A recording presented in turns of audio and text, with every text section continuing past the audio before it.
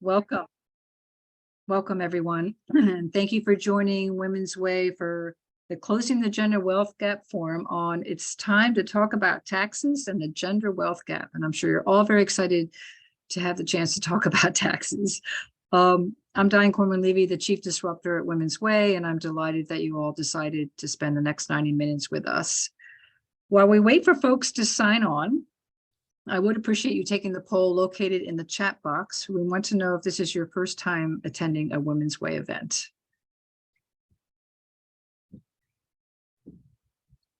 So today's forum is part of a year-long series whose purpose is to educate different stakeholders about the drivers of the gender wealth gap and action steps each of us can take to help close the gender wealth gap.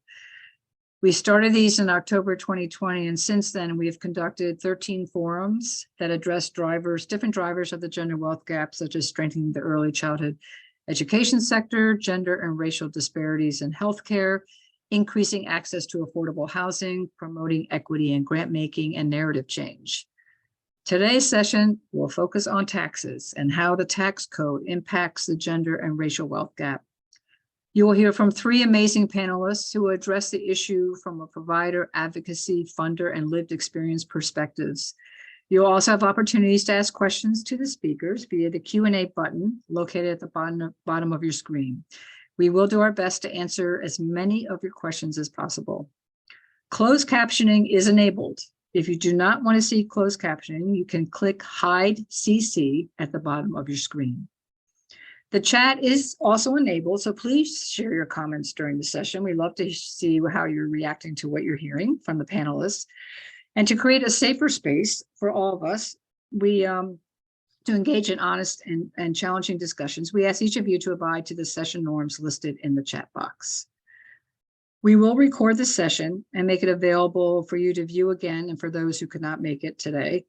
After the session, we will also send you a list of resources related to today's topic and a survey to evaluate the session. We really value your impact as we work to continually improve these educational forums. So before we introduce you to the panelists and the moderator, Kelly Shear, the director of the Gender Wealth Institute, and I are going to spend the next few minutes providing an overview of Women's Way, why Women's Way is investing its resources into addressing the gender wealth gap, and a high-level view of our theory of change for closing the gender wealth gap.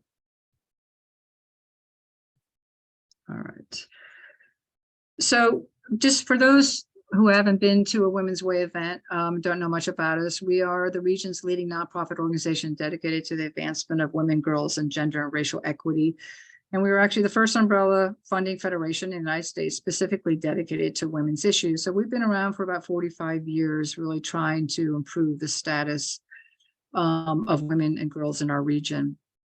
And, you know, we've heard a lot about the economic state of women. And before COVID, it was not in really, the economic state of women was not in a good place. About 80% of workers in the United States were living paycheck to paycheck. 40% of adults were not able to cover an unexpected $400 expense, majority of whom are women. Philadelphia had and still has the highest poverty rate at just above 25% among the 10 largest cities. And the region's largest demographic group living in poverty were women and are still women ages 25 to 34. And of course, related to this is the gender wealth gap, which we'll talk more about, which is actually larger than the pay equity gap and is actually worsening. And related to this is also the retirement gap, where 80% of women are likely to be living in poverty by age 65. So if you look at the US wealth gap in relation to non-Hispanic white men, single white women own about 56 cents on the dollar compared to single white men. Hispanic women own 10 cents and non-Hispanic Black women own 5 cents. So again, we hear a lot about pay inequity and the pay gap. The wealth gap is even more severe. And if you look at the US economic pyramid, and again, this is worsened in terms of the gap, the top 1% of the population holds 47% of the nation's wealth, while 80% of the population holds only 9% of the nation's wealth. And this has worsened over the last few years. And a lot of the 80% of the population that holds 9% of the nation's wealth are middle and working class folks, people that are unemployed. The average income is about $56,000 per household. household net worth, and the average income is about 41,000. And when we talk about essential workers, which we did during the pandemic, a lot of these essential workers fall in this 80% of the population. So you see that there's a huge discrepancy among those who actually are between those at the top of the economic pyramid and those at the bottom. So what are some of the causes of the gender wealth gap? They're different causes, but they're also interrelated and reinforce each other. So women earn less than men for many reasons. Part of it's occupational segregation, which means that fields that are dominated by women are paid less and valued less, but also women in the same occupations are still paid less than men. They are more likely to be denied mortgages and loans or to be overcharged for them, even though they have better track records of paying them back. They are more vulnerable to predatory lending. We know that women, particularly Black women, are graduating from college at higher rates than white men, but yet hold more debt. And actually, 2/3 of all student debt are held by women. So we also want to just challenge that narrative that just getting a college degree is an equalizer. It's not. And there's a college debt crisis among women, particularly women of color. Also, I talked about occupational segregation. Another big issue is as women still provide majority of unpaid caregiving. And what we're going to talk about today is that women, particularly women of color, are disproportionately impacted by an inequitable tax code. So we need to answer the question, and this is why we're talking about that. How has the federal tax code contributed and continued to contribute to the vast and growing gender and racial wealth gap that exists in our country? And that's what we're going to talk about today. So at Women's Way, we are really invested in how do we create an inclusive and equitable economy. And it really does involve creating a new normal with a new bold vision, and one that provides solutions to centuries of systemic exclusion, extraction, and exploitation that has continually undermined our economic potential in the United States. So we launched something called the Gender Wealth Institute in 2021. And our vision is to close the gender wealth gap, particularly at the intersection of gender and race, by advancing research and practical solutions that build wealth for women who are economically insecure. And this was built on a foundation. We've been working on this since 2017, where we work with over 100 active partners who have this shared vision of creating an economy that works for all women in our region. And when we talk about wealth, I think we want to get beyond the narrow definition of one that's really defined by our capitalistic system, which is assets minus liabilities. And this is a broader definition of wealth that we like at Women's Way from the Insight Center, which really brings in things like live and retire with greater dignity, freedom, peace of mind, for our communities to be prosperous, resilient. Also the freedom to dream big and to become all that you truly can be. It's about health, right? It's about knowing that your family networks and communities are healthy, spiritually whole, and contributing. And to achieve these forms of wealth, the practices and policies that deny and limit the accumulation of wealth in this very broad definition must be addressed. So we challenge everyone to kind of broaden the definition of wealth beyond the capitalistic narrow form of assets minus liabilities. So I'm going to now pass this over to Kelly Shears, who's the director of the Gender Wealth Institute. Thank you. So I'm here to provide framing and context for the connection between white supremacy and the gender wealth gap. You might be thinking, why are we even talking about white supremacy? And that is because white supremacy is a tool used to create, maintain, and perpetuate all gender and racial inequities. It's the operating framework or the motherboard of how inequities work. Next slide. So this slide provides an explanation of what white supremacy is and what it is there to do. Think of it like a tool. So white supremacy is there to protect and hoard power, to disconnect and divide, and to justify dehumanization. Next slide.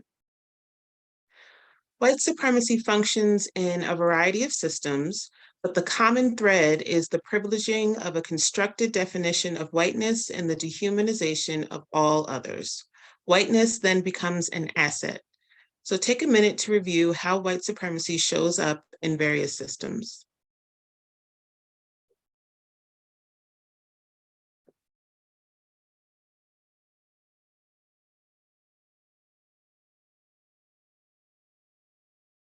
Next slide. I'll also give a minute for you to read this slide and quote. The important thing to know is that white supremacy is not just a tool used by white people. Consider the three things that white supremacy is here to do: justify dehumanization, hoard power, and disconnect and divide.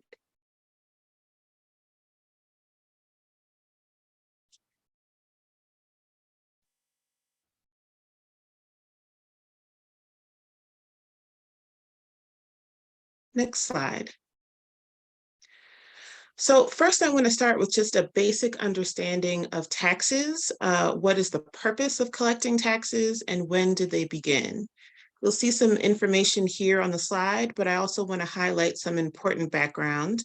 One, taxes can apply at the individual level, where each person's tax is determined based on their own income without regard to marital status, or at the household level, which takes all of the household's income together and subjects them to a combined schedule.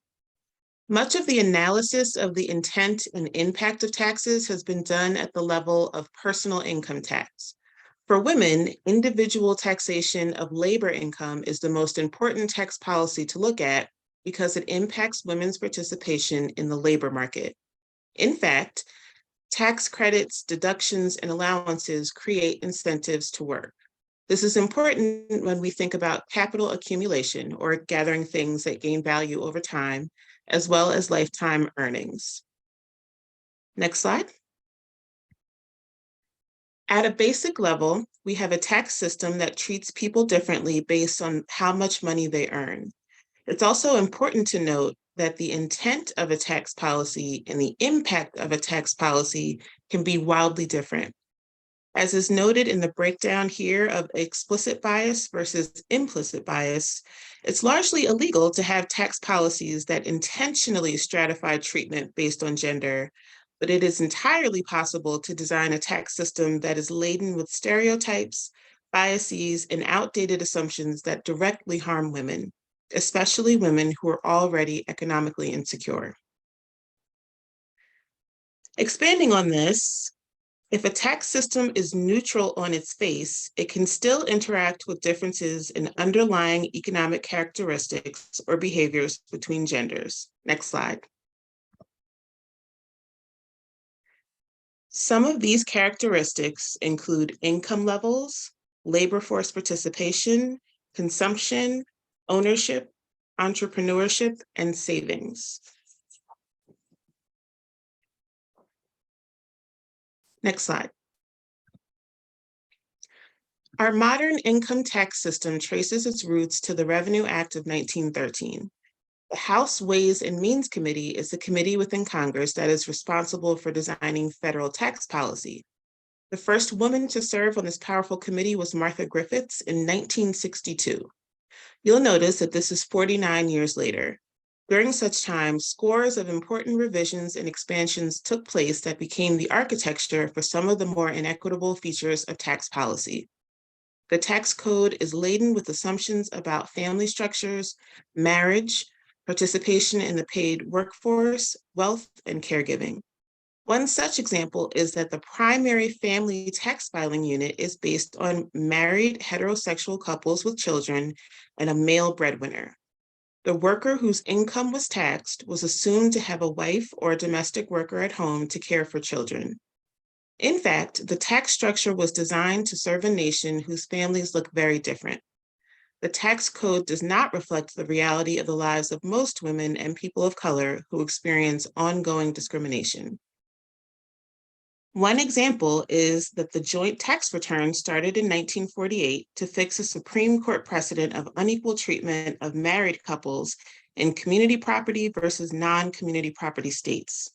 When the family structure more commonly looks like a sole male breadwinner in a married couple, this appeared to make more sense initially. With the joint tax return, spouses' incomes are combined when calculating how much tax they owe. If a married couple contained a single earner or an unequal earner, in which one spouse makes way more money than the other, they received a marriage bonus of a lower tax rate. This is because the tax brackets are much wider than the single tax brackets, and much of their income falls into lower tax brackets, even though it's largely earned by one spouse. Today, people are less likely to get married or marry later, so less people are enjoying this bonus. If you're in a same-sex married couple, you're more likely to be in a dual earner arrangement with equal income. If you're unmarried, in a civil union or domestic partnership, you do not experience this bonus at all. Furthermore, Black women have always participated in the paid labor force at higher rates than white women, so a sole earner benefit has always been less available to Black families.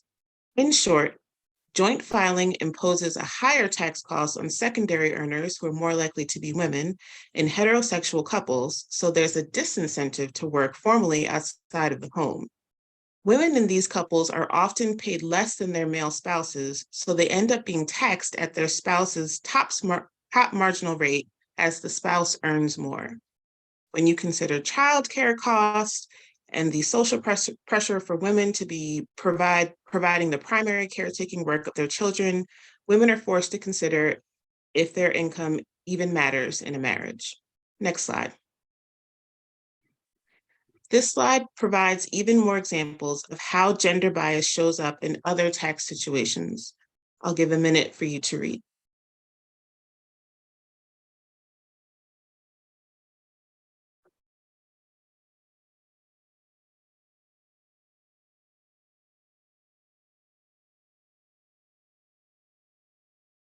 Next slide.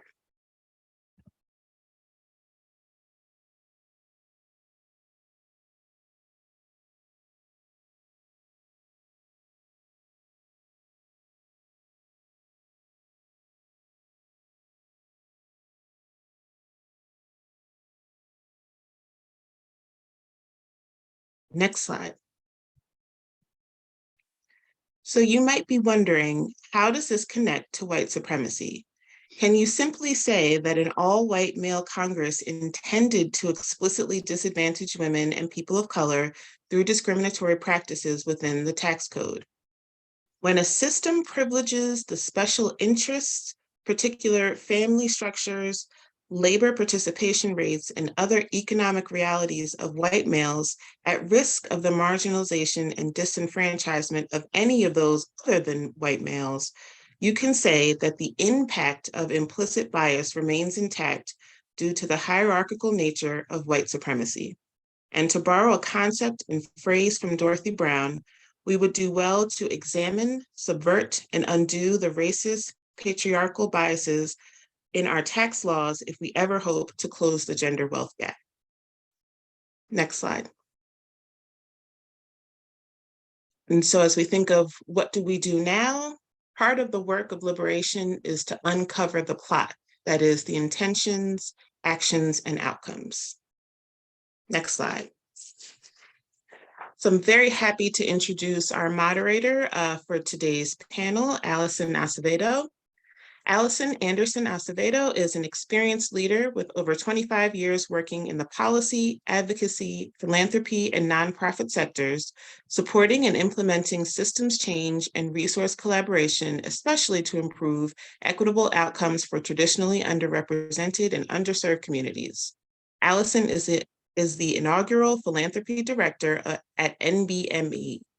She's also a founding member of the Philadelphia Black Giving Circle, an organization launched in 2018 to support Black-led, Black-serving nonprofits in Philadelphia. Allison holds a BA from Swarthmore College and a JD and LLM in taxation from Temple University Beasley School of Law.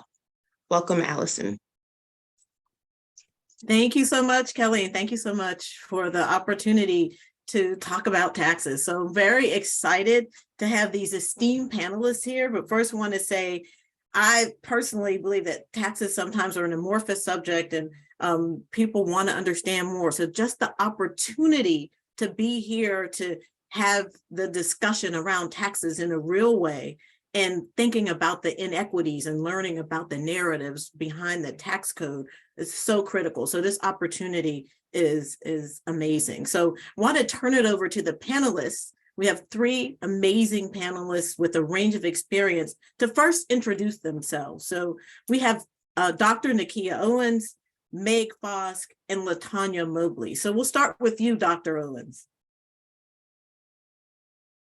Yes, thank you so much, Allison. I'm really grateful to be a part of this panel discussion on today, and look forward to hopefully shedding a little bit of light to all of our participants here that are here with us on today. And do you want to say a little bit about yourself and Oh, I'm sorry. background? Yeah, sure.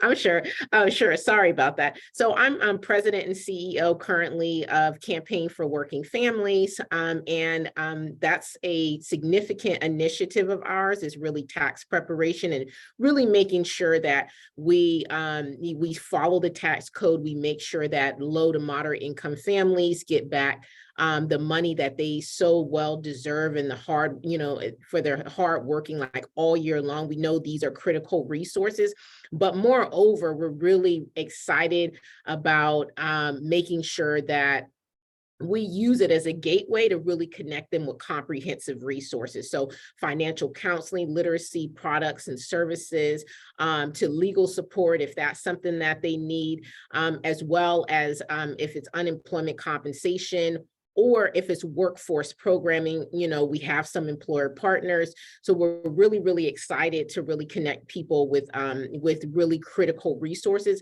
that help to really change some of the trajectory of their lives in terms of income, because almost 50% of the people we serve make less than $20,000 a year, right?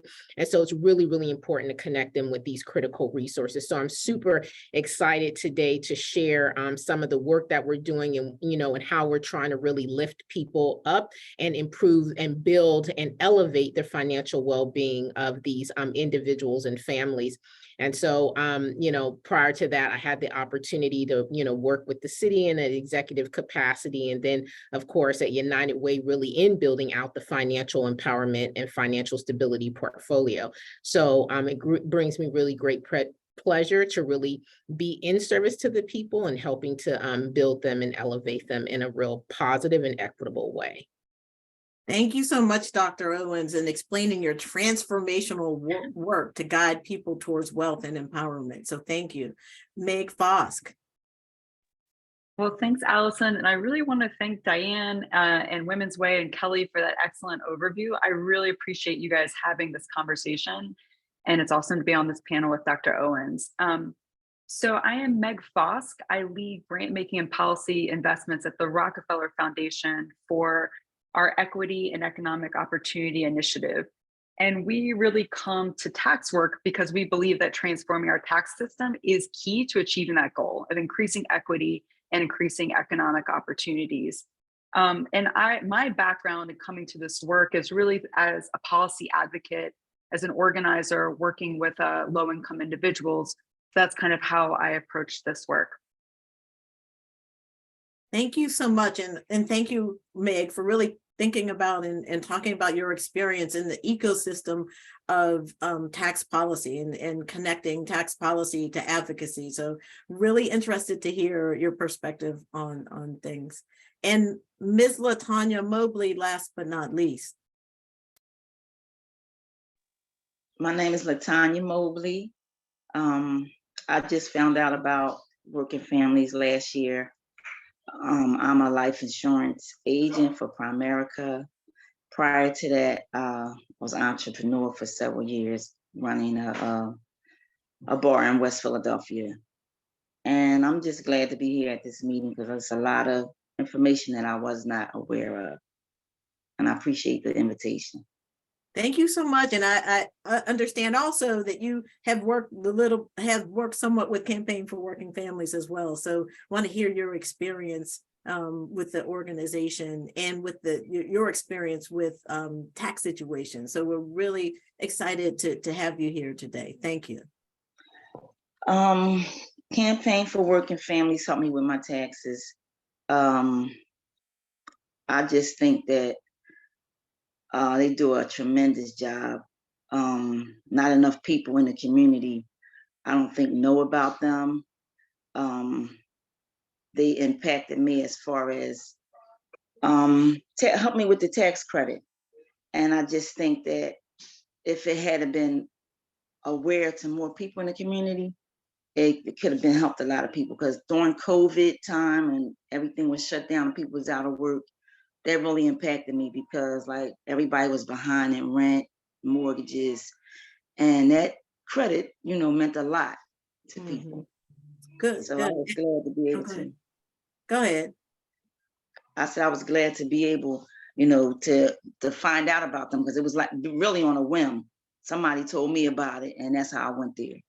Good, good. So we'll hear more about your experience with the tax credit, more about Campaign for Working Families. So thank you so much. Thank you everyone for the introduction. So to get to some questions. So the first questions, we are talking about taxes today, a topic that many people avoid talking about or scared to talk about and wondering where it fits in their lives, and want to know why it's important. So why is it important to include conversations about taxes in the tax code, especially when we're talking about gender and racial wealth gap, the gender and racial wealth gap? So why include conversations about taxes, which we may not think is the normal positioning of in this type of conversation?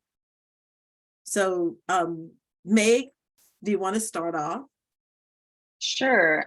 So, I mean, I think first of all, if you understand the growing inequity in our country, you have to look at the tax system. So there's many reasons why we see increased inequity. I mean, you can talk about the decline of labor unions, a stagnating minimum wage, but it's also our tax system starting in about 1980 has continuously gotten less progressive, meaning that the idea of a progressive tax system is those who earn the most pay a higher percentage of their income than those who pay the least.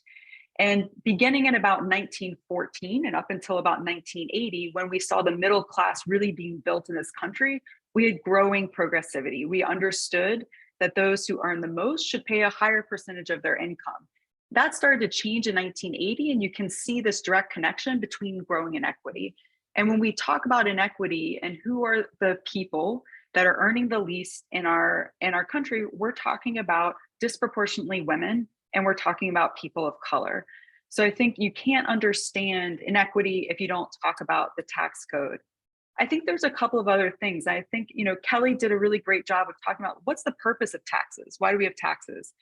She talked about raising revenue for public benefits and services, for public investments, and for redistribution, for transferring some of the income that's going to the wealthiest to the least wealthy. But there's also tax shapes our economy. It's making decisions about what we want the direction of the economy to go. You can see, for example, in the Inflation Reduction Act, which was passed recently, which is really trying to incentivize a transition to the green economy. There's all sorts of tax breaks for making green cars, right? Electric vehicles. And you can also see that it's really, the tax code is an expression of our values, therefore, as a society. Who should be penalized? Who should be incentivized, and for what? So when we say make decisions through our tax code, for example, that those who are doing care work that is unpaid shouldn't qualify for an earned income tax credit. We're making a decision about what kind of labor is valuable and what kind of labor isn't.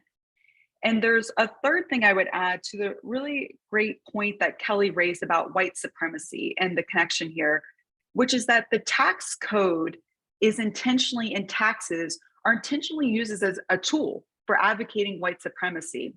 And just a quick kind of story about this, there's a famous, or I would say infamous, Republican strategist named Lee Atwater, who gave a speech in the 80s about the Southern strategy. And many of you have probably heard about this, which was the effort to really get white working class voters to move away from the Democratic Party following the civil rights movements and realign with the Republican Party. And it was primarily for white working class voters in the South, but also in the North and across the country as well. And it was intentionally using race as a strategy to realign these white working class voters away from Democratic, more progressive taxation. And what this Republican strategist said very revealingly in the 80s about how they successfully led this strategy was, you started off in the 1960s using overtly offensive racist language, right? We can think about Wallace in the South. Then you moved to slightly more abstract stuff, talking about states' rights and about we shouldn't have busing and that being an infringement on parents' rights. And then what you start talking about is taxes and cutting taxes. And what that becomes is an abstraction for who are we cutting taxes, who's deserving of receiving public benefits and public programs. So it's really become a tool for white supremacy in the country. So I could talk a lot more about why I think taxes are important, but I'll pause there. Yeah, very interesting progression of things to talk about how things were overtly stated to something like the tax code that is seemingly neutral on its face, but having an impact of inequity. So that is really critical point to emphasize. And Dr. Owens, do you have anything to add to the initial question?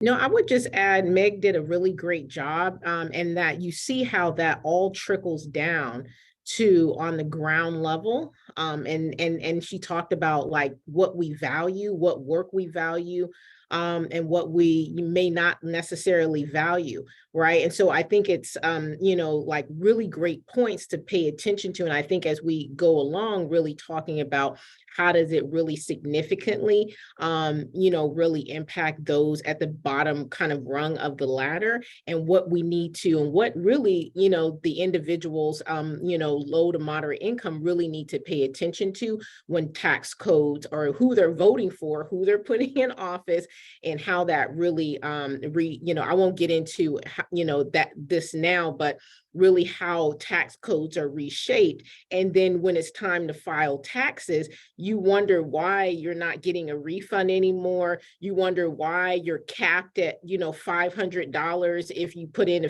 let's just say a $5,000 kitchen or something like that. You wonder why, you're pretty much held to your standard deduction, because even if you bought a house and let's just say that you paid, $12,000 in property taxes or something like that, you're capped at $10,000, right? So it really impacts your ability even to really itemize, and it doesn't, and it keeps you kind of at whatever that standard, if it's 18,000 or if you're married, it's 25,000, it really caps you at certain things and locks you kind of in a tax bracket or a tax, your tax liability being significantly high because you don't have enough to really write off to really make a difference. And you haven't claimed enough. A lot of individuals are coming in and realizing like, what happened? I was able to have this credit. I was able to write this off. No more. So that's why you really, really have to pay real close, attention to what's happening and how those tax codes change from year to year. Really critical information about needing to pay attention, but also thinking about, I think we'll talk about later, how we need to get this information out. It's so critical that people know this information because it's critical for building wealth, it's critical for changing economies, and it's critical for giving opportunity to people, and particularly lower income people who have less access to tax professionals, or often less access to education about financial literacy. So we'll talk more about the particular provisions, but then also thinking about how we are able to push access to more communities in an equitable way. Ms. Mobley, would you like to add anything to the first question about why it's important to talk about taxes and why we're talking about the gender and racial wealth gap? Oh, you're on mute. You're on mute.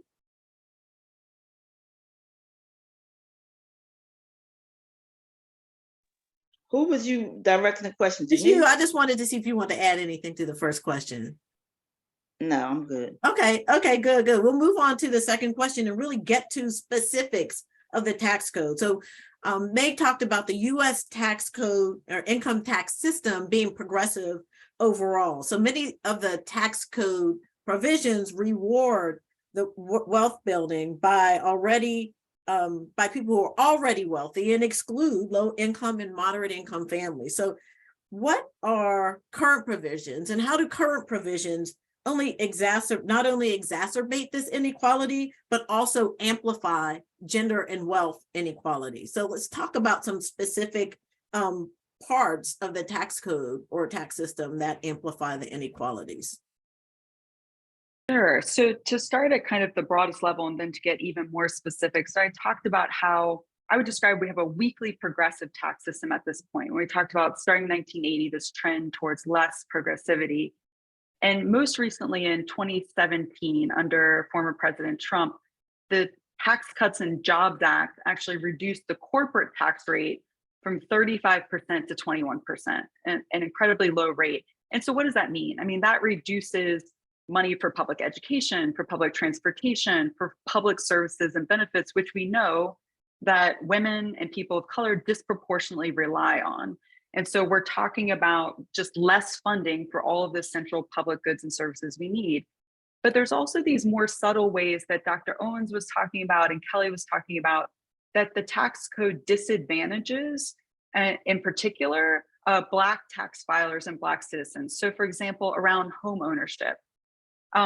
One, most of us probably know that there's a lot of incentives for buying homes, a lot of write-offs and discounts for owning homes. And disproportionately, white families are more likely to own homes than Black families who are more likely to rent. So there's an inequity there. But also just even if you take into account home ownership, if you sell your house and you make a profit, you're able to not pay taxes on that profit that you made on your house up to a pretty high amount. I think it's about $500,000. However, if you sell your house at a loss, so your house goes down in values, you can't write that off. And so who does this impact? Who are living in areas that where homes become less valuable because of disinvestment, right? Because of things tracing back to things like white flight, where your home becomes less valuable, that's more likely to going to impact a Black family. And then there's things that are happening on the state and local level. So a lot of states, and I can give an example that's in the Deep South, but this applies everywhere, really curtail the ability of municipalities. First of all, states have low to little income or property taxes, and then they prevent localities increasingly from levying any taxes for income or for property. And so where do these localities, these cities and towns get money to actually run their government and to function? What they've started to do is to raise it through fees and fines, through levying fines for going to court, through upping parking violations. And that has an incredibly racially discriminatory impact in terms of who these fees and fines are levied against and what that means for how people are now caught up into a criminal justice system because this municipality is incentivized to levy these fines on them just to pay for their budget to function. So we're seeing that some cities and towns, literally 50% of the budget that they use to function is coming from these fees and fines. And finally, the last example I'll give is just on the enforcement end. And so the IRS has been incredibly defunded over the years. And so their ability to go after people who aren't paying the taxes that they should be paying so that we can recuperate that money for all of the public services and benefits, a recent study came out that showed that not only are lower income people far more likely to be audited than the wealthy. Why? Because they have less complicated tax filings and they're less likely to have lawyers who can fight it. So it's more efficient for the IRS to go after them, and they can create algorithms to try to catch the tax evasion or potential tax problems at the lower income spectrums where it's very hard and complicated to do that at the higher income. But not only are lower income people more likely to get audited, Black tax filers are 3 to 5 times more likely than white tax filers, even of the same income, to get audited. So there's this overtly, and one of the things that they get flagged for audited is actually applying for things like the earned income tax credits that they're supposed to be able to get to help adjust for the fact that they're not earning enough through their wages to support their families, now flags them to be audited by the IRS. So there's all of these ways that we see, really disproportionate racial and gender impacts. Thank you. Thank you for really pointing out specific examples because of this race and gender impact with the tax system. It's really critical to see tangible examples to see that this is actually happening. Like 3 times more likely to be audited is disheartening. So, and the other thing that was really critical from what you said is that all of it is, but one thing that to take note of is the state and local taxes and the municipal taxes and how much those can play into adding to the gender and the racial wealth gap. And we often think of taxes at the federal level, but really thinking about the impact at other state, local, and municipal levels. Dr. Owens, anything you wanted to add to that specific question? I think you said to repeat the question. You were on mute. So while the tax system is seemingly progressive overall, there are aspects of the tax code that reward the wealthy, and giving specific examples of part of the tax code that exacerbate the economic inequality and particularly amplify gender and wealth and racial disparities. Exactly. I just wanted to touch on one thing that Meg mentioned, and I just want to call a little bit of attention to it, because I feel like in Philadelphia, we're a bit, also guilty for this, and that's the fines and fees. And, the property tax. So like your property tax may be $1,200 or $600, but you're making up for it with these exorbitant fines and fees and bails and all those kinds of things. And so you have individuals sitting incarcerated for very minor offenses for, I know one person up to a year, because of they couldn't afford, for example, maybe $1,000 bail, things of that nature. So I just wanted to kind of touch on that and call that out, because I feel like that is, something that we even here locally need to be, aware of. And additionally, where many of these properties Meg touched on, Black and brown, communities and homeowners, right? And so Philadelphia did those reassessments, and in doing those reassessments, many of Black and brown communities, their taxes went up over 50%, right? And so what that does is it really pushes a number of these homeowners out of their homes and communities and things of that nature, because they're going to get behind on their taxes. Then it's just one thing after another. Then it ends up going into foreclosure and things of that nature. We already have tangled title problems and things of that nature. So we have to be very, very mindful in terms of how it impacts us. Even those things impact us at a local level, and really being mindful. We are in the midst of another, kind of in a mayoral race. And these are things, many of the things that Meg touched on that we are guilty here in Philadelphia. We need to pay very, very close attention, because absolutely it is impacting particularly women of color throughout our communities. And these are just some of the things that we are seeing. And you make a great point, Dr. Owens, that we're in the midst of a mayoral race in Philadelphia, and this is time to take action when we're thinking about shifting policy. So when somebody new comes in, we have the opportunity to shape policy with the new administration. So excellent point. Ms. LaTanya Mobley, I see your hand up.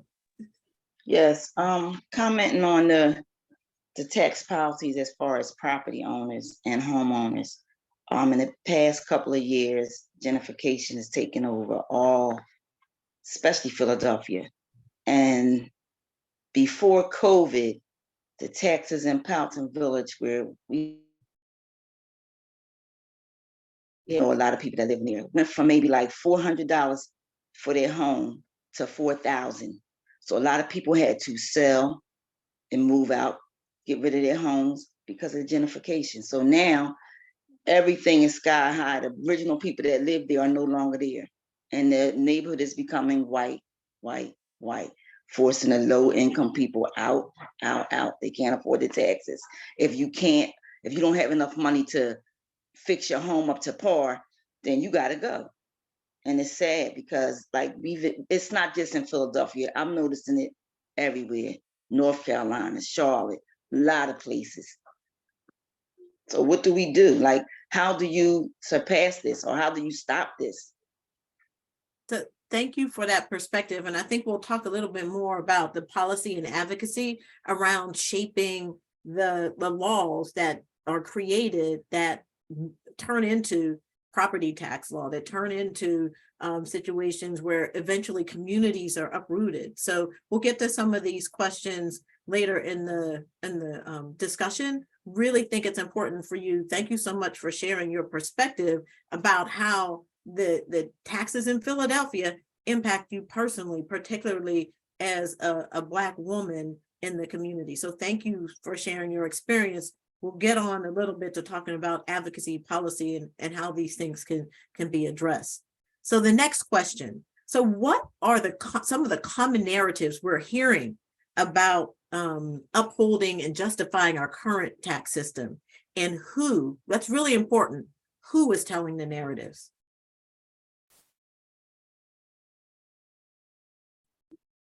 Dr. Owens? Yeah, I'm sorry. I would just say that, it's consistent with what has been said, right? What we value, what work we value, what's important, what we don't deem as important. All of those things, significantly impact, right? And so with that, with that being said, I feel that I was going to say something else. That a lot of times I would say that, because of what we value, and if you don't make a lot of money, you are deemed as lazy, right? So that's the narrative. That the narrative is that you're lazy. And the truth of the matter is that over 80% of the people that can work, they do work, right? They just don't earn enough to get them past that poverty point. But then when they find themselves past the poverty point, let's just say they work within a 5-year period, they'll get to a point where they get over the poverty line. Within less than a 3-year period, they'll drop right back down in poverty over that $400 expense that they couldn't afford, right? They'll drop right back down even if their property taxes raise $500, right? So, the individuals that may not be able to work, that's your, those that might be retired, those that are on disability, but the majority of the people that can work do work. We see that here at Campaign, individuals coming in to get their taxes done with 2, 3, 4 W-2s, making less than $19,000 a year, and can barely afford to meet their basic needs, right? So it's not a question of, oh, they don't want to work, they're lazy, they decided not to go, I guess, and get an education, so this is what they deserve, this is all that they deserve. So it's those narratives of like, you're lazy, you didn't push yourself hard enough, you didn't pull yourself up by the bootstraps like you should have, when they were never given a boot to begin with, right? And so as I would say, Martin Luther King said that in order for someone to pull themselves up by the bootstrap, you need to give them a boot to start with, right? And so a lot of times individuals have not even been given the opportunities or a boot to even get started. And so especially with the gig economy, what we saw even evolve out of the pandemic was individuals tired of making $7.25 an hour and working 3 jobs so that they can just make rent, right? Because a job is just over broke, right? And so that means that you're working 2, 3, 4, 5 jobs to make ends meet. So a lot of them decided, hey, I can go and work for Prime and Amazon delivering groceries for $16 an hour. I don't have to go back to working in a restaurant making $2.25 and then depending on tips to be able to do this and DoorDash. And so what the gig economy did was it gave people and individuals an opportunity, the same thing that what Uber did for Black men, right? Because a lot of times they would stand out there and try to hail a cab and couldn't even get a cab. But like this Black man said, I've never been passed up by Uber, you know what I mean? And so that's what the gig economy gave to a lot of individuals. So there is still this narrative because there is a shortage in certain markets, whether it's retail or hospitality. Oh, people don't want to work. People don't want to go back to work. No, they don't want to go back to doing the same thing that they've been doing, not even making enough money to keep a roof over their head. So, you know, this narrative of basically that you're lazy and that you don't work is consistent, it is constant, but it is untrue because these people actually do work. They just don't make enough to be able to make it to a certain, that, let's just say, what was discussed earlier, they don't make enough to make $40,000 or $56,000 because the living wage in Philadelphia, that living wage is $60,000. That's over $20 an hour. And you don't even want to pay people $15, even the minimum wage of $15 an hour. So, you know, I have to ask you, Dr. Owens, you're talking about the narrative. How do we change? It's not going off of course a little bit, but how do we change the narrative so that the stories of people, the experiences of people who are working 3 jobs, the experiences of people who are barely over poverty get to be the narrative, get to be the narrative that we're hearing and the narrative that shapes tax policy and tax system development. So how do we change the narrative? I mean, you have to keep, you know, one, you have to put, well, you're going to have to put money behind it, but you have to keep, you know, pounding the narrative of, you know, and the data on people that are working and what they're doing and bringing and moving that forward. But it's very hard, you know, I mean, the reality is that it is hard to change the narrative because we as Black folks have been here how many years? And we barely still have like, you know, like we're still talking. I mean, even during the pandemic with George Floyd, we're still talking about, oh, we're going to put in, you know, some more diversity. We're going to do this. You know, this is the first woman that did this, the first woman that did this. We shouldn't be talking about the first woman. So when you say, how do we change the narrative? We have to still keep fighting and we still have to keep marching and we still have to keep, you know, beating the drum that, you know, even though individuals may work in hotels, they may be part of the gig economy, they may, you know, do the grocery in the retail sector, right? And those kinds of workforce sectors, they still should be valued at the same level of somebody who's working or some corporate, you know, business official, maybe on Wall Street, that, you know, everybody is valued because we need everybody in every pocket of society and working. So, I mean, I know that's probably not an answer to the question, but the reality is that how do we change the narrative? We haven't been able to change the narrative on many things, but we still have to keep pushing forward and inch by inch, little by little, hopefully we'll continue to make some measure or some level of progress. Thank you. And we're doing it here today because I see the chat and I see people rethinking how they're moving. So we see people thinking about how they're going to interact, information that they're going to get. So when you say keep fighting, keep moving, this interaction today is part of it. So let's not belittle what we're doing here today and reaching other people. Maeve, would you like to add something? Yeah, I agree with everything Dr. Owens said. And I think the other thing is challenging narratives about taxes being bad for business and taxes being bad for our economy. I mean, there's this like makers and takers narrative, right? That there's, you know, business owners and corporations that are really kind of providing all this money into the system. And then there's those who are getting tax credits and benefits that are taking from it. And the truth is, you know, you take a business like Amazon, they use public roads, right, to get their products out. That's public investments, public taxpayer dollars. They're relying on workforces that are educated through our public schools.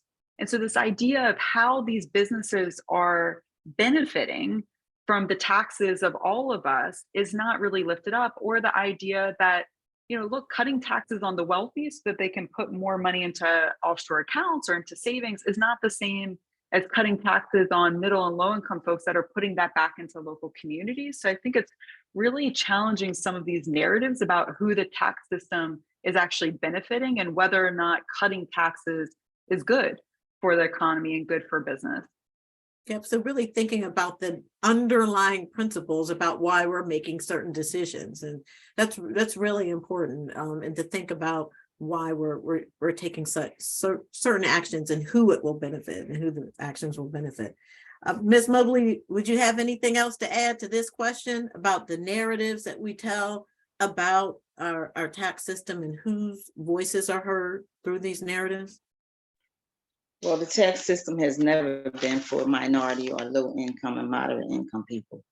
It's always been for the rich and the super elite.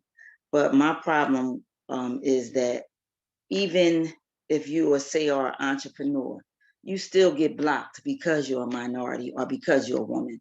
Like, I would be less to get a loan for a project that I was trying to do because of my ethnicity, or because I didn't have enough money in the bank, savings, to say, well, okay, we're gonna give you the loan because you got this and that. Like, it's all kind of ways that they block us. And it's just, I don't know, it's disheartening. Thank you. Thank you.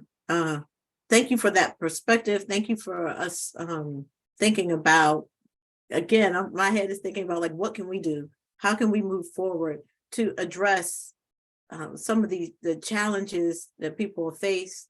And then how do we address them specifically today for this discussion with the tax code? So I want to turn to, we've talked a bit about how people, particularly women and Black people and people of color, are harmed by our current tax system.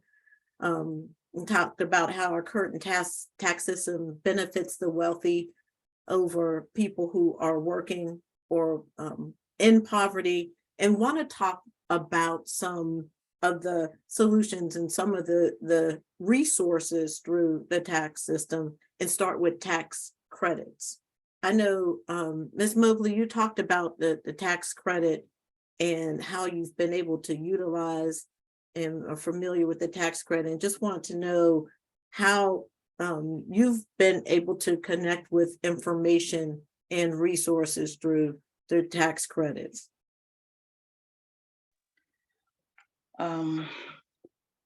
Resources, really, I really wasn't too much aware of resources until I, met up with working families.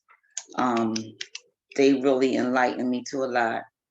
Was extreme help after COVID with that $3,000 tax credit for each child, because I was disabled.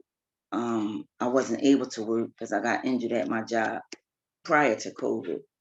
And like a lot of people that pay taxes, they rely on that. Like, that money impacts them a lot as far as their family structure, or even getting out of debt. Because during COVID, everybody was in debt. Businesses got shut down, and it was really hard. So, that was a good thing, and would like to see it back.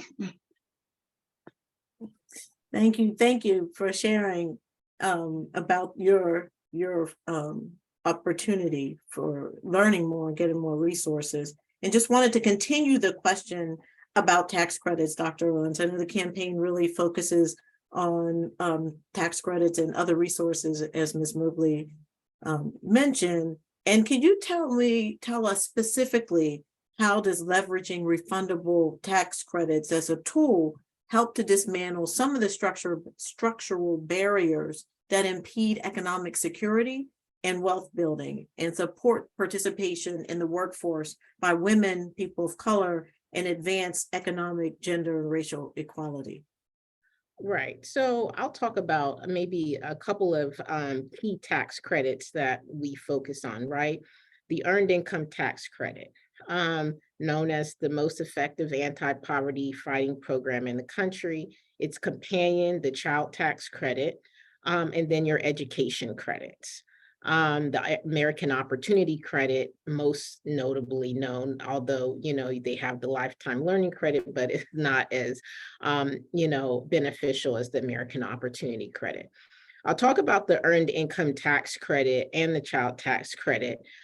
So with the Earned Income Tax Credit, those credits are significant, particularly for low to moderate income families around tax time. They're very important because for many families, if you have even 1 to 2 children, particularly 2 children, it accounts for almost half of what you take home for the year. I'll give you an example. So I did a lady's taxes. She was an esthetician. She made $17,000. She had 2 children. She took a refund home of over $9,000. That's over half of what she would have brought home for the entire year. So it's really, really, important, those tax credits.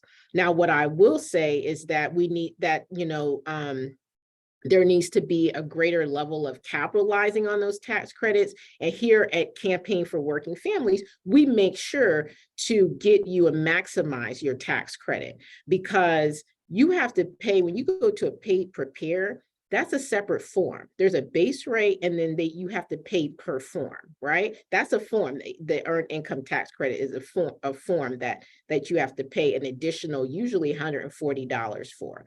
Then the child tax credit gives you an additional benefit if, with your children, right? So that's how you are able to capitalize. Then if you're in school or you're in post-secondary education, you're paying, for education, then you also, get credit with your American Opportunity Credit. And, and those are essential credits that really help, that we find in the individuals that we serve, that really help to, help people, really maximize and be able to save, pay debt down. These are things that we try to work with them on. And so, we brought back, to our households last year, over $14 million in those credits, right? However, and I know that we'll get to this a little bit later, there's still are, many households that do not. And I want to emphasize this, they do not capitalize on those credits, right? And it's so important. There's hundreds of millions of dollars that get left on the table every year because those credits do not get claimed, right? And just because you go to a H&R Block or Jackson Hewitt, you name it, they're not going to benefit, they're not going to benefit you, in terms of like, oh, let me do this, let me do that, in maximizing the credits for you, right? So you want to make sure that, you're capitalizing on all credits. Yeah, someone did put in, also wanted to mention the child care, child education credits that you get. Although, for each year, it's not, proven to be quite as beneficial, what we find. For our families, but the child care and credit is also an important credit if you pay a significant amount in child care. It does, there is, obviously there is a max. You can't, just because you pay $20,000 for the year, you don't get to claim $20,000 for the year, right? So there are, obviously we go back to tax codes. Those are things that that you have to be mindful of. It's like you're being able to cap out at certain points, and those credits. And then the last part of it is, I think that this is important. I think this is important for women. I think it's important for women of color, and I think it's more important for Black women. We see a lot of, over 70% of Black women are single parent led households. And that is that is a critical point. We need to make sure that, women in particular, women of color in particular, are really capitalizing on and women of color, especially Black women, are capitalizing on some of these tax credits, child care, education, EITC, and the child tax credit. How much is left on the table with people who don't access this resource? Right. So it's over 100 million in Philadelphia alone. So over 50,000 individuals in Philadelphia alone do not claim the earned income tax credit each year. And so that's millions of dollars on top of Last year, in 2021, the child tax credit code changed where it included individuals getting that child tax credit that didn't work. It provided $3,000 per child, right? Money left on the table, because information is power. And there were individuals that said, no, I don't want to claim the credit because I get disability for my children. Okay, but you still can get the child tax credit. Well, I'm not sure, they might take that back from me and these things that, you know, so there's still 2021 child tax credit left on the table, plus the $100 million that gets left on the table every year in earned income tax credit. Somebody wants to know where that money goes that's left on the table. It goes back to the federal government. They keep it. Thank you. It doesn't go back to the community. I think that's the point. It doesn't go to the community if it's left on the table. And last question for you, Dr. Owens. So how do people access those resources? Because somebody said in the chat that they missed this information and wish they knew about it when they filed this year.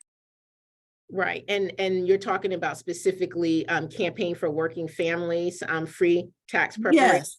Right. So, you know, I mean, I know that, you know, LaTanya spoke to this, and we try, you know, at the campaign, but we don't have billions of dollars or even millions of dollars to do a lot of, you know, like media like Coca-Cola or a Pepsi, right? We can't do, you know, a halftime at, you know, the Super Bowl or anything, but we really try to work with our media outlets to have, in our city council members, our state representatives, you know, we have a number of those events. So one of the things is we send out 70,000 postcards every year.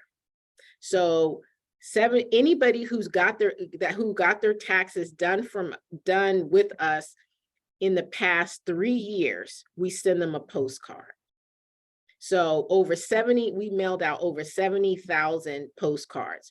We also take postcards to every free library, the laundry cafes, 5 laundry cafes see 10,000 people a week, right? So we take them there. We also have partnerships with Fox. We're there on Sunday, and NBC ran a documentary special. We do media posts. We have our website. We follow us on social media, CWFphilly.org. On, you know, so you can find us on LinkedIn, on Instagram, on Facebook, on our website. So we send out information. So we really try to get we partner with over 20 community-based organizations. So we really try to get out there. Obviously, it's not enough. But we're just going to keep, you know, pushing forward and trying to get, you know, get connected out there, because we hate to say every year that like it's more money left on the table, because it was like actually 110 million and, you know, of EITC money left on the table. Okay, and folks could contact the campaign's offices to learn specifically about the tax credits when they come out around tax season, or even not in tax season. Somebody asked a question about how to get on your mailing list and how to know more about the particular credit. Right. So if you want to get on our mailing list, one, if you came to our site, you're already automatically on our mailing list, but you can also call our call center. We really stood up a really strong call center this year. So you can call them at 215-454-6483. And they're available 8 a.m. to 7 p.m. Monday through Friday. That's 215-454-6483. And they'll be more than happy to get you put into our system. We send out every week, we send out mailers to everyone in our system. So we send out weekly over 16,000 emails. Exceptional outreach. Meg, is there something that you want to add to the discussion about tax credits? Sure. I mean, first of all, just commend Dr. Owens for like the incredible work they're doing. Returning 14 million to communities is huge.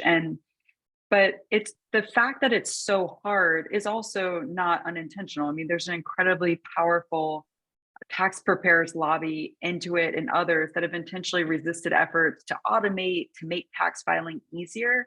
And I think when we, thinking about narratives, when we talk about things like the earned income tax credit, this is your money. It's called earned for a reason, right? It's not some gift from the government. It's money that is owed to you, whether you paid that money in taxes and you're getting it back, or you paid it through having low wages, having, the burden of childcare that's not subsidized in this country. And I think that just understanding this isn't some extra thing. This is literally your money that you have to fight to get back through the tax system. And thanks to organizations like that, Dr. Owens, that help folks do that. But I think that's an important narrative shift there. Could I just also mention too, and add that, we do current year, right? So 2022, but we also file 3 year of prior returns for you for free. So we can not only file this year, but we can file 3 years of prior returns, and we also can do amendments for you. So at a base rate, if you were going to prepare the national average to file taxes, $300, that's $1,200 in savings just alone right there, just off of a face value. And so I just wanted to, to mention that even in the pandemic last year, we served almost 17,000 individuals. Every single one of our preparers are IRS certified. They go through training, they have to pass the IRS test. It is an industry recognized credential. And so we can only have certain rejection rate and things of that nature. And we're closely monitored even with the IRS. And so I just wanted to reiterate in terms of if you didn't get the tax credit, the child tax credit last year, or you have, because some people are like, oh, I haven't filed for the last 2 years, so come see us. We'll do this year and we'll do the 2 year prior return. So I just wanted to make sure that I announced that as well. That's a big nugget. That's a nugget. That's amazing to know that information, because many people are struggling with past prior taxes, and really I've known folks not to deal with it. So being able to go back and capture prior years is very significant. So we have a question in the chat about someone who's an independent contractor and comes from a community of artists and sole proprietors. And they just want to know, from performing at local venues they're charged a business privilege tax and amusement tax and 30% ticket sales at these venues, that when asking the revenue department about taxing and their obligations, there aren't any conclusive answers, and just wanted to know, for gig workers, for sole proprietors, for contractors, who do the performance venues answer to? Because they're often impacted by the venues as independent contractors, and just want to know if there's any tax oversight for those performance venues. There are, they were getting a lot more rigid and in terms of their monitoring and things. Obviously, before the pandemic, it hasn't been quite as much now, but you'll get a 1099 NEC, so you can non-employee, compensation. So you can come and see us. We do the 1099s. Ks, 1099R, 1099 NEC, we know that we're going to get a lot of individuals who do Uber and Lyft and DoorDash. So we study, obviously, those tax codes and things of that nature. Somebody asked too on Schedule Cs. We also do Schedule Cs, as long as they're not super complex, like you're buying real estate and, all of those capital gains and things of that nature.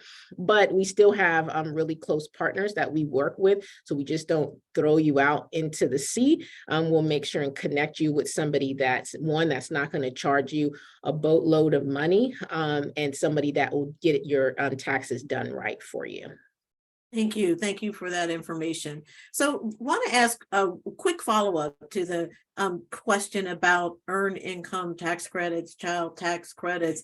How do we build on the success of the tax credits to really dismantle the barriers related to race and gender and the structural racism. And we've seen this going in the chat and we know it from personal experience. How do we build on those credits to create something in our tax system, our tax code, to dismantle some of these barriers?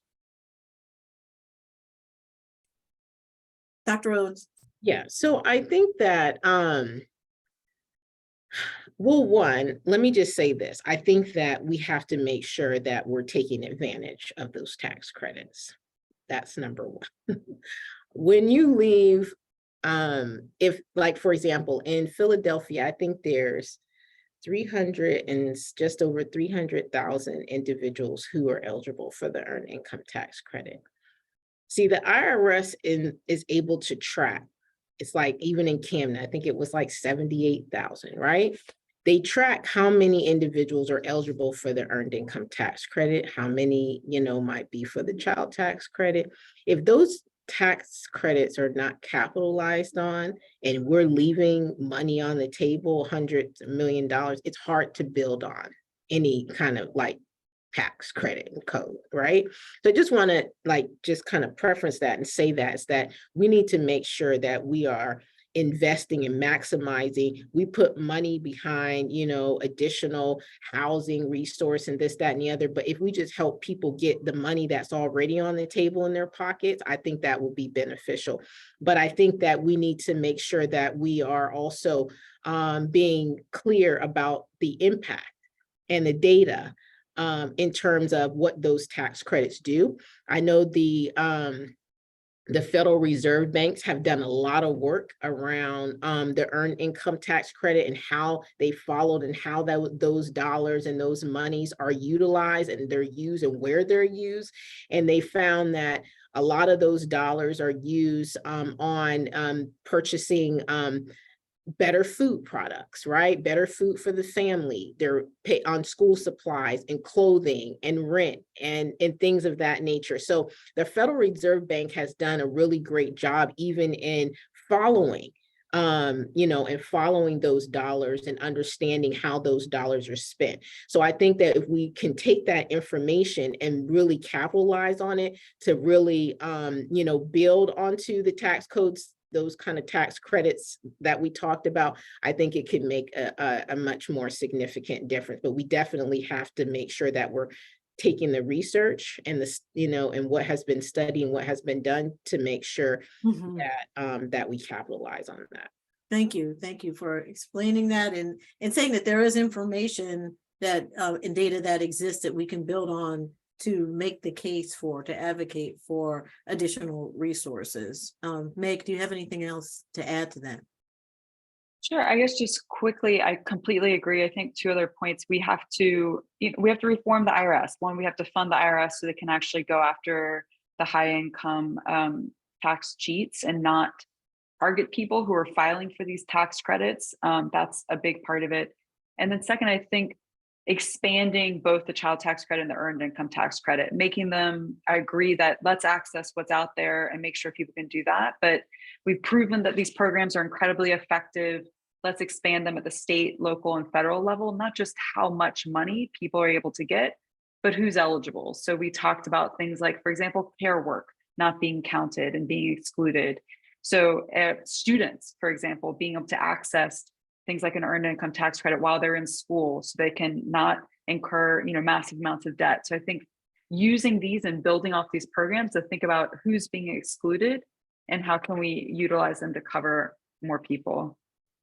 Really tangible things. Go ahead, Dr. Owens, you want to say something? I just wanted to mention too, Meg just reminded me what's important. She brought up students, right? But even students that work summer jobs, right? Or that have work at McDonald's or, or Target or wherever they're working while they're at even high school. I'm talking about high school, even high school students. One, we have to start young, right? Knowledge is power and you have to start young.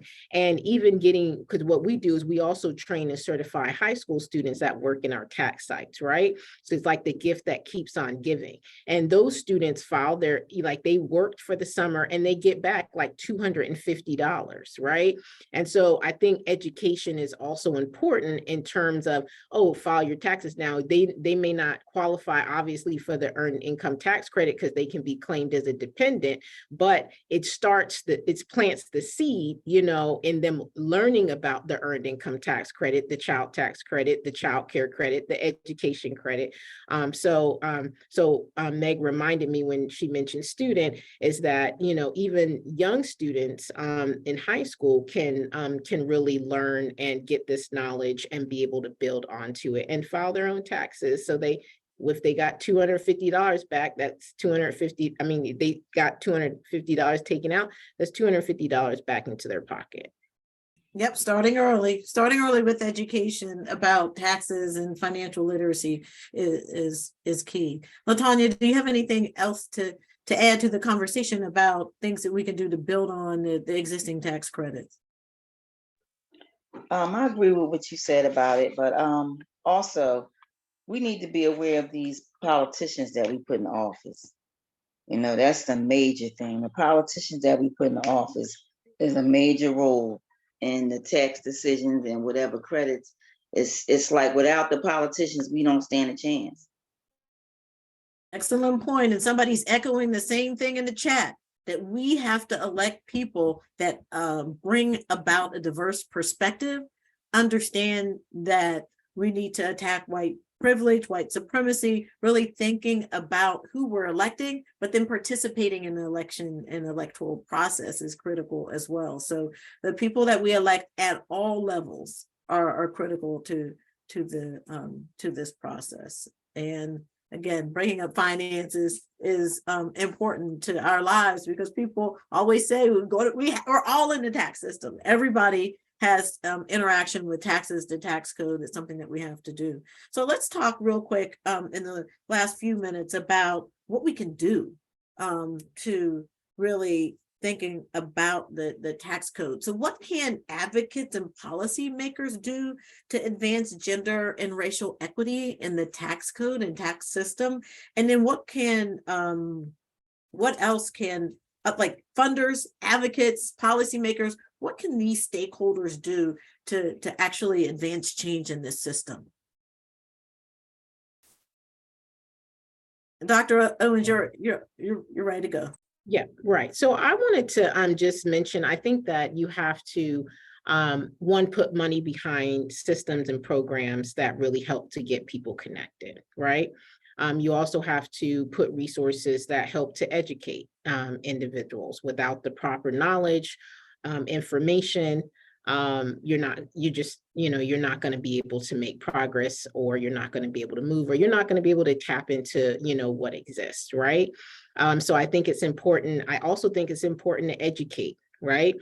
So a lot of times, our local policymakers or politicians or representatives, they have a platform, right? And so a lot of times based on their platform, they're going to go after and do whatever. So their platform may be helping, big business or something like that, right? But what I found, even in politicians that had nothing to do with what I was doing, I had an opportunity to meet with them and sit down, explain to them. And they were like, wow, I never knew, because a lot of times things are tunnel vision, right? You have a platform. This is what you're known for. This is what you're doing. And so we have to educate our politicians. We have to educate our city council members. We have to educate our state representatives. And, just like when we went to meet with the treasurer, right, for Pennsylvania, right? They were like, wow, well, we could send out, a notice to people that might be eligible for the EITC and put in the information, where they can go to, maybe get, this service for free, right? And so I think that we have to really engage people in a way that's meaningful, and that's really going to make impact, and that's informative. So that's one of the things I would just say is that, we got to educate, we've got to fund and invest in systems and things that are actually working, and not, always trying to come up with the new best shiny thing. when we have something that's already been working and that is impactful and that's making an impact that's been there for years. And somebody mentioned in the chat, thank you so much, Dr. Owens, for those like clear action steps around what we might be able to do to address this issue. And somebody in the chat, just expounding on what you're saying, said, think about how we connect with, not to reinvent the wheel, connect with organizers who have much of the strategy and planning kind of already set, so we can connect with and tag along with and learn from action steps and learn from advocacy steps that have already been taken. So again, everybody's coming back to the electoral process, the data and resources. So for funders, we're hearing resources and even the government resources. Meg, do you have something to add about some support? Yeah, I mean, advocates? Exactly. To Bill, I think that's the most important point. Look, most of these debates around our tax code and tax policies, they happen, in the DC Beltway behind closed doors. And so as funders, resourcing those grassroots organizations that really have connections can do that outreach and organizing to show folks what's in the tax code, how does it connect to the things that we care about. I think that's the most critical thing. I think the second is states are still in a moment of budget surpluses. They have money left over from the rescue funds. There's still budget surpluses. And what we're seeing as a result is efforts to have massive tax cuts without thinking about what does this mean for the future? What programs are getting cut? What does that mean for education? What does that mean for housing benefits, right? What does that mean for transportation infrastructure? So I think really challenging to go with what they put in the comments, challenging these decisions to cut taxes now is a good thing, and thinking about who that really benefits. And I think the last part is the role that funders can play and continue to change these narratives and not being afraid to say as funders that we need higher taxes on the wealthy and corporations, to engage businesses who are kind of willing to be credible messengers and say the same thing is an important role. And particularly last statement about changing the narrative around higher taxes are bad. So, and really focusing on the services, the supports that are provided to like public, to the community with tax dollars is really vital. LaTanya, do you have anything to add about how funders, how advocates could support and support changes to the tax code?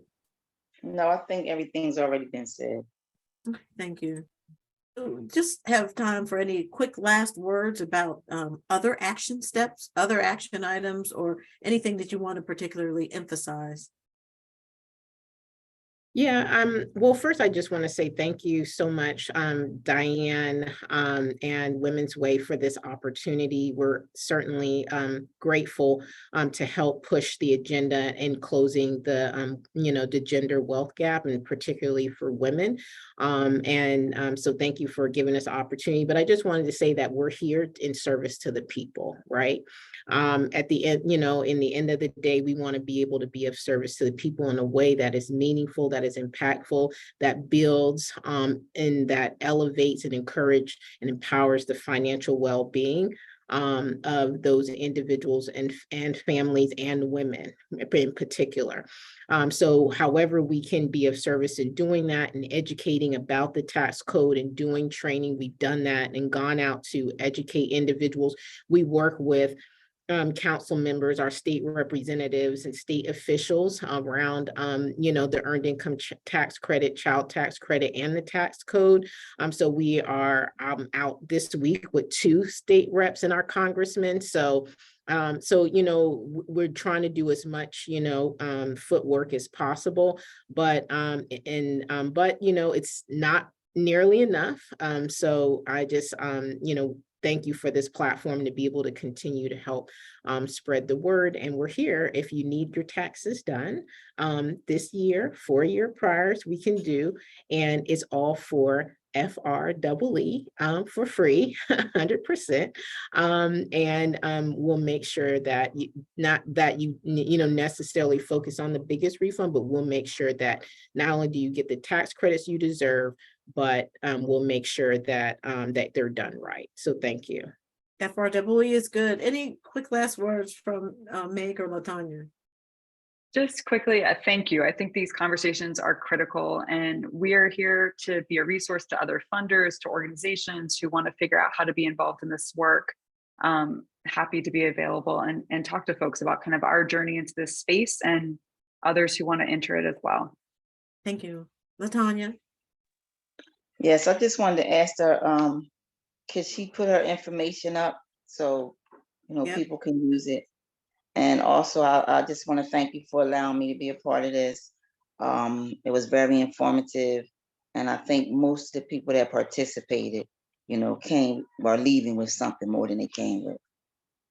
Exactly. Thank you, Women's Way, for the opportunity to spread this information and advance critical conversations like this one. Thank you for the opportunity. Thank you. What a superstar moderator and a superstar panel. Thank you all for your knowledge and expertise and the time that you spent with us. And we also want to thank each and every one of you for your attendance and participation and engagement in the conversation. A reminder that this series is ongoing, so we'll continue to explore closing the gender wealth gap in our series with dates and topics listed in a slide. I think that Diane will show shortly. Great. Wonderful. So a couple of reminders for you to please take the survey. The survey helps us understand what topics you're interested in and how we can adjust to meet your needs. A reminder that we will be emailing out a resource list. The resource list will have things for you to listen to or read or organizations for you to follow to learn more about this specific topic. And we're also really excited to be hosting a mayoral candidate forum centering the experiences of women and girls. So we will be bringing candidates together who are running for mayor of Philadelphia and asking them the questions that we want to know and hearing more about how they'll serve the needs of women and girls. And so that will take place on April 26th. It will be at Temple University's Leocora Center in the Fosque room. When you follow us on social media, you'll hear more about how to register for that event. We're really excited to host it and hope to see all of you there. And so check out our social media and website for announcements and follow us for more info and invitations on how to join the fight. Thank you, everyone. Have a great night. Thank you as well. Thank you all. You were wonderful. Thank you.